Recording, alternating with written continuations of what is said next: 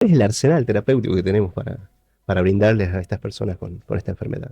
Bueno, nada, hay un arsenal de medicamentos de los más antiguos, que son hoy en día los de baja eficacia que hablamos, y los más nuevos, que son más terapias biológicas de alta eficacia.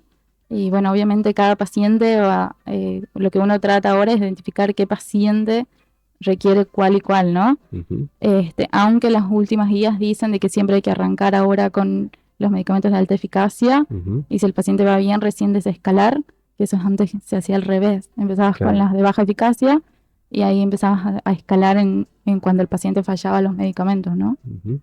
Bien, bien, que responde un poco a esto, al fenómeno, al Ah, fenómeno. exacto.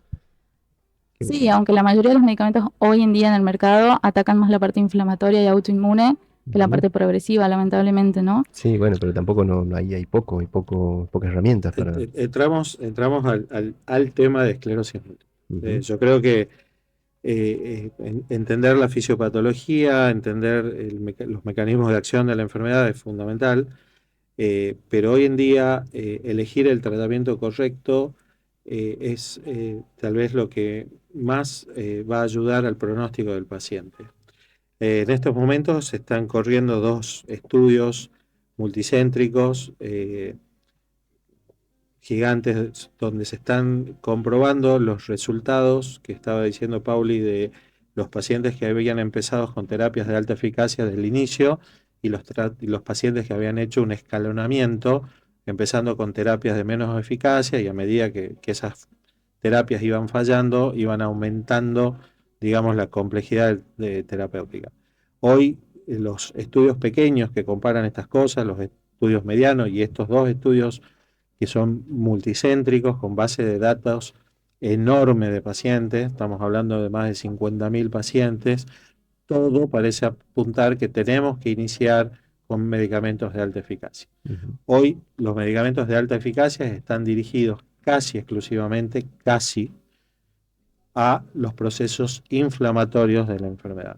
Y tenemos en el tintero de lo degenerativo todavía un gran interrogante de qué vamos a hacer cuando los pacientes o qué podemos hacer empiezan a progresar con su discapacidad y donde el componente inflamatorio de la enfermedad ya no es el actor principal de la enfermedad, sino lo que decía Pauli, que son las pérdidas neuronales progresivas que están pasando. Ujú. Hoy sabemos que fisiopatológicamente, para que esto ocurra, ocurren muchos fenómenos histológicos en el cerebro. Hay una compartimentalización del sistema nervioso central, donde empiezan a existir dentro de ese espacio, de ese espacio neuronal células proinflamatorias y degenerativas, como por ejemplo linfocitos B que empiezan a fabricar anticuerpos directamente dentro del sistema nervioso central. Hay una activación de otras células defensivas Que antes no se conocía que no eso. se conocía, que son la microglía Ujú. y la importancia que tiene la activación de la microglía en la progresión de la enfermedad y cómo podemos intervenir en esos procesos. Todo el arsenal que tenemos hasta ahora, todo, no puede actuar en eso. Ujú. Entonces, si bien hay algunos fármacos, muy pocos, que demostraron una eficacia, Disminuir un poco la progresión. una eficacia en pacientes que tenían formas progresivas y poder detenerla un poco con respecto al placebo, que fue mejor, ligeramente mejor. Digo, esos fármacos en la población, si yo se le aplico a todos los pacientes, solamente puedo beneficiar a uno o a dos. Y los otros 8 o 9 van a seguir progresando pese a ese tratamiento. Ujú.